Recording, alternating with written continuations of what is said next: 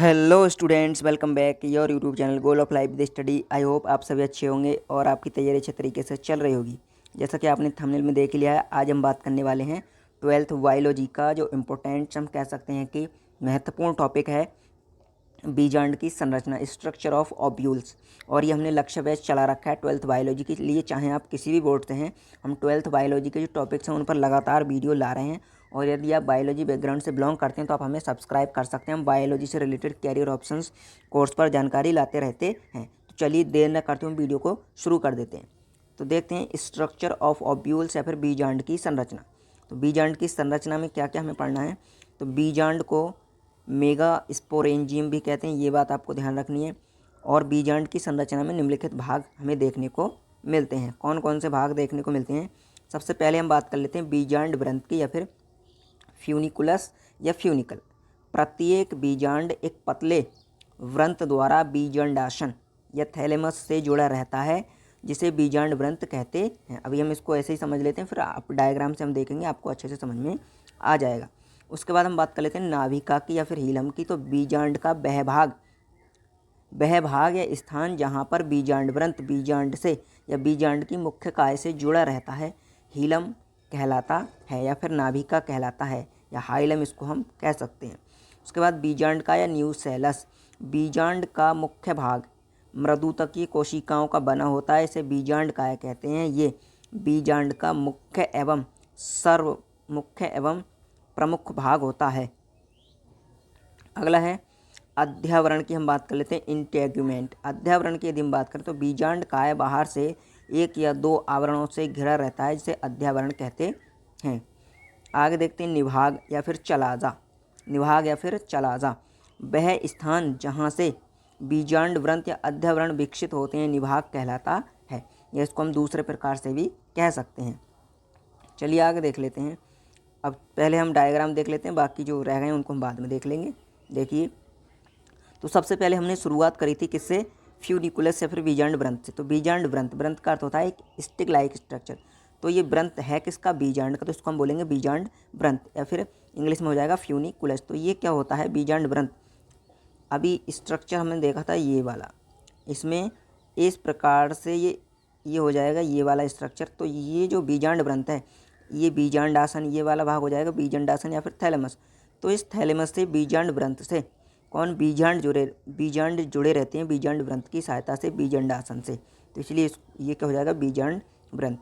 उसके बाद आता है हीलम या फिर नाभिका। तो नाभिका क्या है? यहाँ पर आप देख पा रहे होंगे, ये जो बीजांड है होता है, बीजांड की जो मुख्य काय होती है ये वाली, ये यहाँ पर इस बिंदु पर, जिस बिंदु पर या जिस स्थान पर बीजांड काय से जुड़ता है ये बीजांड व्रंत, ये वाला भाग, उसी को हम बोलते हैं हीलम या फिर नाभिका। उसके बाद अगला है हमारा, आगे यदि हम बात करें तो हम इसको देख सकते हैं, यहाँ पर आप न्यूसेलस देख सकते हैं, न्यूसेलस या फिर बीजांड काय। तो बीजांड काय क्या होता है? बीजांड का जो मुख्य मृदुतकीय कोशिकाओं से बना भाग होता है, ये वाला भाग, वो क्या कहलाता है? बीजांड काय कहलाता है। काय का अर्थ होता है शरीर, बीजांड की मुख्य काय जो होती है उसको बोलते हैं बीजांड काय। काय किसकी? बीजांड की। तो ये हो जाएगा न्यूसेलस। न्यूसेलस के अलावा यदि हम बात करें, आप इसको इस प्रकार से भी समझ सकते हैं। फिर हमने पढ़ा था इंटेग्यूमेंट या फिर अध्यावरण। तो अध्यावरण क्या है? ये जो बीजांड वाला भाग होता है हमारा ये, तो इस बीजांड को एक या फिर दो, एक या दो, किसी में एक होगा किसी में दो होंगे, आवरण घेरे रहते हैं, जिनको हम क्या कहते हैं? अध्यावरण या फिर इंटेग्यूमेंट कहते हैं। उसके अलावा यदि हम बात करें इस भाग की, माइक्रोपाइल की, माइक्रोपाइल या जिसको हम बीजांड द्वार कहते हैं, अभी हम इसके बारे में पढ़ेंगे, बस इस डायग्राम में हम इसको देख लेते हैं। माइक्रोपाइल या फिर बीजांड द्वार। तो द्वार मतलब जहाँ से इस स्थान पर आप देख पा रहे होंगे ये बीजांड अध्यावरण पूरे को घेरे हुए, बट यहाँ पर अनुपस्थित है। ये जो द्वार है, ये जो स्थान है, इस द्वार को ही बोला जाता है बीजांड द्वार। ये बीजांड का है तो इसलिए इसको हम बोलेंगे बीजांड का द्वार। उसके अलावा यदि हम बात करें निभाग की या फिर चलाजा की, तो चलाजा क्या है? ये बीजांड द्वार है या फिर माइक्रोपाइल। तो हम इसमें क्या लिखेंगे कि बीजांड द्वार का ठीक विपरीत सिरा, बीजांड द्वार का ठीक विपरीत उभरा हुआ सिरा क्या कहलाता है? चलाजा या फिर निभाग कहलाता है। तो ये तो इसकी बात हो गई। अब यदि हम बात करें, अब बात कर लेते हैं हम इसकी, ये जो भाग हमें इसमें दिखाई दे रहा है गोल या फिर अंडाकार या थैली के समान संरचना।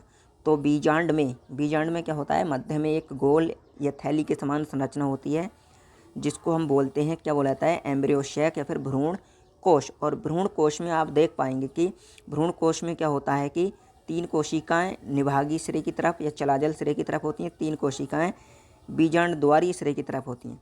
तो जो कोशिकाएं बीजांड द्वारीय सिरे की तरफ होती हैं उनमें से जो मध्य की कोशिका होती है वो एग सेल कहलाती है, या जिसको ऊ स्पोर भी बोलेंगे। और उसके अलावा जो साइड की ये दोनों कोशिकाएं होती हैं ये कहलाती हैं सहायक कोशिकाएं, या इनको हम सिनर्जिड कहते हैं। सिनर्जिड्स इंग्लिश में हो जाएगा सिनर्जिड। तो इनको हम क्या कहते हैं, सिनर्जिड कहते हैं, सहायक कोशिकाएं कहते हैं। उसके अलावा ये तीनों कोशिकाएं मिलकर निर्माण करती हैं अंड समुच्चय का। फिर ऊपर की जो तीनों कोशिकाएं होती हैं निभागी सिरे की, ये कहलाती हैं एंटीपोडल, या हम कह सकते हैं प्रतिमुखी कोशिकाएं। तो इस प्रकार से, और मध्य में यहाँ पर आप देख पा रहे होंगे, मध्य में ये जो 2 न्यूक्लियस जुड़े हुए हैं इनको लेता है सेकेंडरी न्यूक्लियस या फिर पोलर न्यूक्लियाई। तो इस प्रकार से एक बीजांड की क्या होती है, संरचना होती है। तो इस डायग्राम के द्वारा आपको काफ़ी अच्छे से समझ में आएगा। तो जैसा जैसे आपको बताया डायग्राम में उसी हिसाब से आप इसको समझ सकते हैं। बट जो हेडिंग हमारे रह गए हम उनको देख लेते हैं। तो यहाँ से हमने इसके बारे में समझ लिया कि क्या होता है। यहाँ पर हमने 5 ही हेडिंग लिखे थे, बट यहाँ पे जो आपका ये रह गया बीजांड द्वार, या हम कह सकते हैं कि एंटीपोडल सेल्स और सहायक कोशिकाएं, ऊ स्पोर, एम्ब्रियो सैक। तो बीजांड द्वार क्या है, बीजांड का वह स्थान जहाँ पर अध्यावरण क्या होते हैं, अनुपस्थित होते हैं। जो छोटा सा छिद्र होता है उसी को बोलते हैं बीजांड द्वार या फिर माइक्रोपाइल। तो इस प्रकार से आप इसको समझ सकते हैं। तो आई होप ये वीडियो आपको अच्छा लगा होगा। और यदि आप बायोलॉजी से रिलेटेड जो टॉपिक्स हैं उनको बहुत ही ईजी वे में समझना चाहते हैं, 12th बायोलॉजी के लिए, फिर बीएससी की आप तैयारी कर रहे हैं, तो आप हमारे साथ जुड़ सकते हैं। तो आज की वीडियो में इतना ही, मिलते हैं अगली वीडियो में। तब तक के लिए धन्यवाद। जय हिंद।